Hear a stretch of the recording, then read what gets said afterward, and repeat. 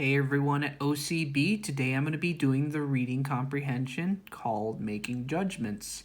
Instructions are to read the passage below and answer the questions that follow.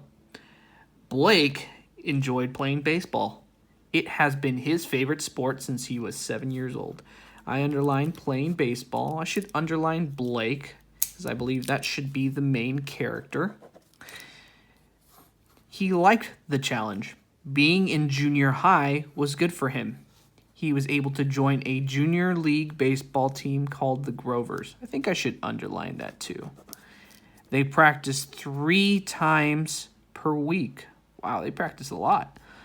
Sometimes he enjoyed it, while at other times he thought it was a real drag. He was often excited when the league was off for the summer, so he definitely likes his leisure. One summer day, Blake, hey look, he really is the main character, and 3 of his friends decided to play baseball in the streets outside his house. He considered for a brief moment that it could be risky, but they played anyway. He was looking forward to winning. His friend pitched the ball. Smack! Blake batted the ball with great skill, but to his dismay, the ball went straight through his mother's car window. Oh no. I knew we were playing too close to the car, he thought to himself as he quietly picked up the glass pieces. Now the first question is name the main character of the story above.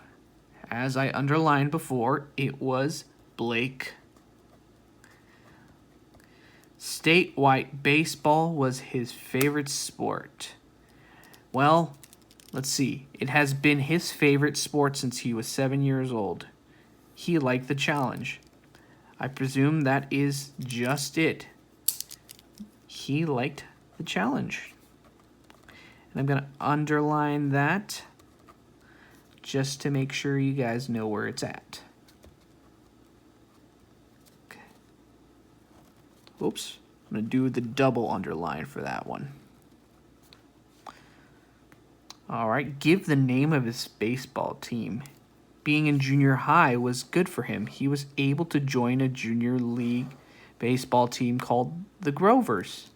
So his baseball team is the Grovers. So I'm just going to write Grovers. Did he enjoy practicing often? They practiced 3 times per week. Sometimes he enjoyed it, while at other times he thought it was a real drag. All right, sometimes he enjoyed it.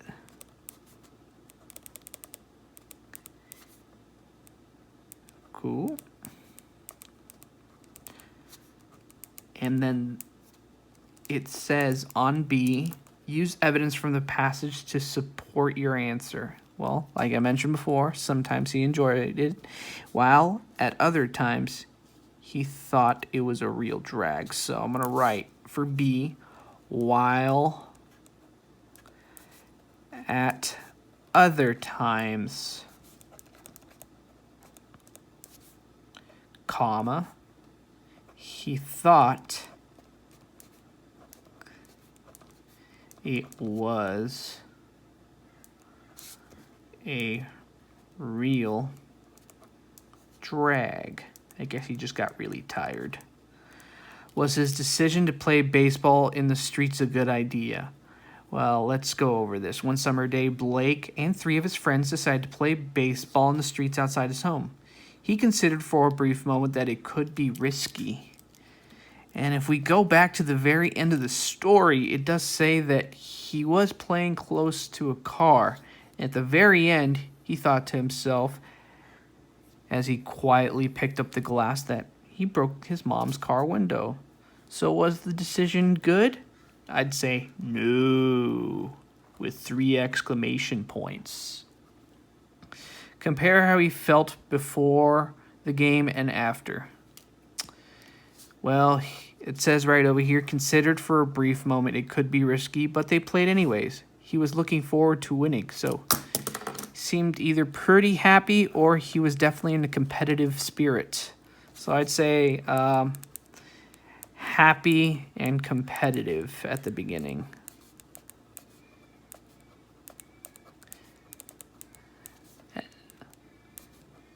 But at the end,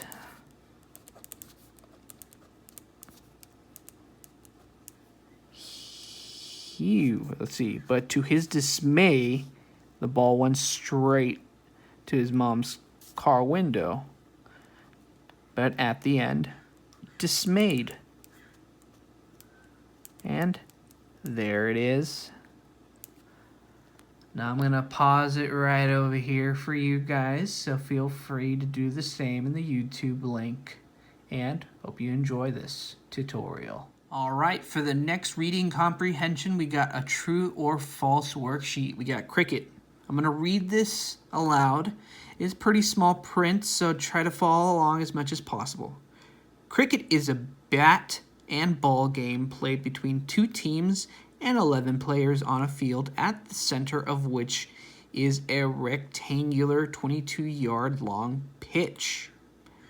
Each team takes its turn to bat, attempting to score runs while the other team fields. Each turn is known as an inning. I don't know why, but I really do think that I should underline that. Cricket can be traced back to Tudor times in early 16th century in England. I'm going to underline that too. However, we can find a form of cricket in the 14th century with the sport called Craig. Its first name was cricket. However, it became a sport in the 17th century. It started in the southeast of England. I'm going to underline that too. By the end of the 17th century, cricket had become an organized activity being played, and the first professionals appeared in 1660. The first professionals appeared. Okay. The game underwent major development in the 18th century and became the national sport of England. In the 18th century, it became the national sport of England. In the middle of the 19th century, it became a well-established sport in India, North America, the Caribbean, Africa, Australia, and New Zealand. So it was established in other places later on, 19th century. Right on. In 1844, the first international cricket match took place between the United States and Canada. The first international took place between the U.S. and Canada. In 1859, a team of England players went on the first overseas tour to North America. I'm just going to underline that for the heck of it. Now we're going to go to true false. Cricket first name was Craig. Let's go over here. I believe, however, we can find a form of cricket in the 14th century with the sport called Craig. The 14th century is definitely way before the 16th century, so this makes this statement true. Cricket was a British sport at the origin. Let's see. Can be traced to the 16th century in England. Form of cricket. It says a form of cricket. All right. Well, let's find out where Tudor is. I will get back to you on that one in 3, 2, 1. I just checked on the internet, and it says Tudor times were owned by England, Ireland, and Welsh. So it does make cricket a British sport at origin. So this is definitely true. And I realize I've just been marking this, so I'm going to write true right over here and true. The central pitch is rectangular. Let's go over there. Southeast became organized. La-da, la-da, la-da, la-da. And let's look closely. However, it became a sport. It started in Southeast England. At the time, it became organized, and the game underwent major development. think I might have to go back to the beginning. And here's the great thing about reading comprehension. You do have to look around, and it was at the beginning.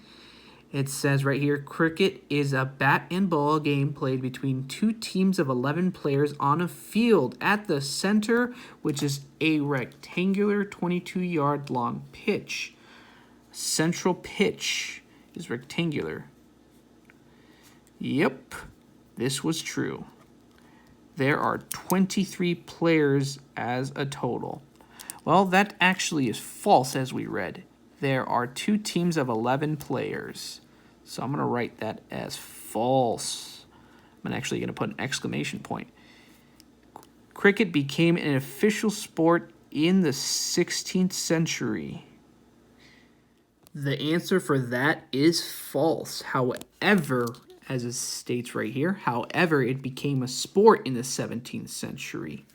So I'm going to write false for that too, with a nice little exclamation point. There we go. And professional players started in 1660. I did underline that, so that is true. In the 18th century, football was the national sport. All right. 18th century became a national sport. Let's look for anything in reference to the 18th century. I believe this is the only one. And it says in the 18th century, football was the national sport. That is false. Turns out that cricket was the national sport. So this one was trying to trick us. Cricket was introduced in the British colonies in the 19th century. And here we are. In the middle of the 19th century, became well established in India, North America, the Caribbean, South Africa, Australia, and New Zealand. So in the 19th century, it was in all of those countries, not in English. It was already known in England way beforehand. So I'm going to write false. And that is the end of this cricket comprehension tutorial. True or false. And now we are with Sandy Hates Baseball for our next reading comprehension. Sandy's little brother, Nick, played baseball on Saturdays. I'm going to underline that. Nick played baseball on Saturdays. Sandy hated going to the field and sitting in the stands. Instead of getting up at 7 o'clock, she wanted to stay in bed and read science fiction novels. So this is what she preferred to do. Nevertheless, Sandy never told her parents how she felt. Aw, maybe she should vocalize more. When Nick was a baby, he had been very sick. Sandy knew how wonderful it was that Nick was well enough to play sports. Wow, looks like we had a little more character development here. He was very sick at one point, and now it is wonderful that Nick was well enough to play sports. Also, he was a really good player. Well, there you have it. Sandy's little brother, Nick, liked playing baseball.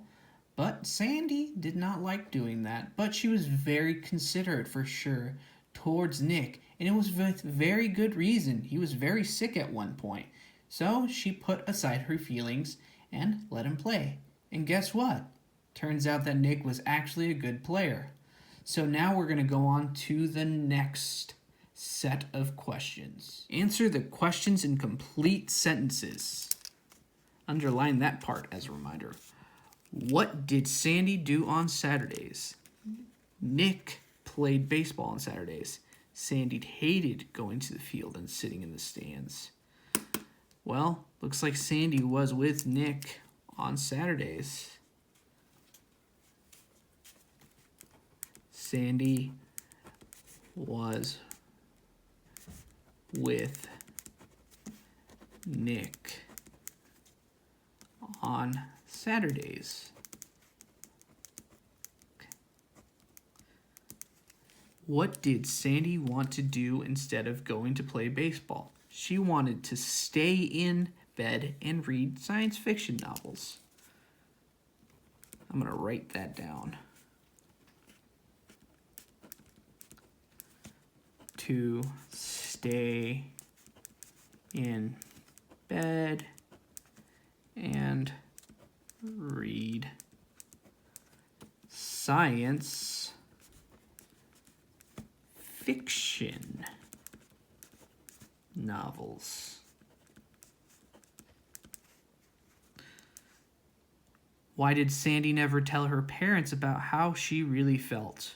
Well, like we said before, Sandy put her feelings aside and definitely let her brother play, considering that he was sick at one point and he's feeling better now. So, Nick was well enough to play sports. Sandy seems like a really caring sister. Do you think Sandy should keep her true feelings a secret? Why or why not? Now, this one is really a matter of opinion. I'd say it'd be a little between. Maybe she should try to, say that she doesn't like playing sports, or try to come up with another suggestion for Nick to play along with. But when you come up with a problem about a feeling, I really suggest that you come up with a solution, just in case.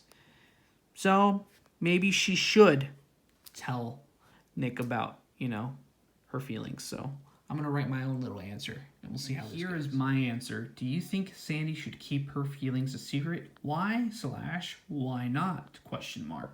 She should tell her brother, but she should recommend a second alternative to do. And there you have it.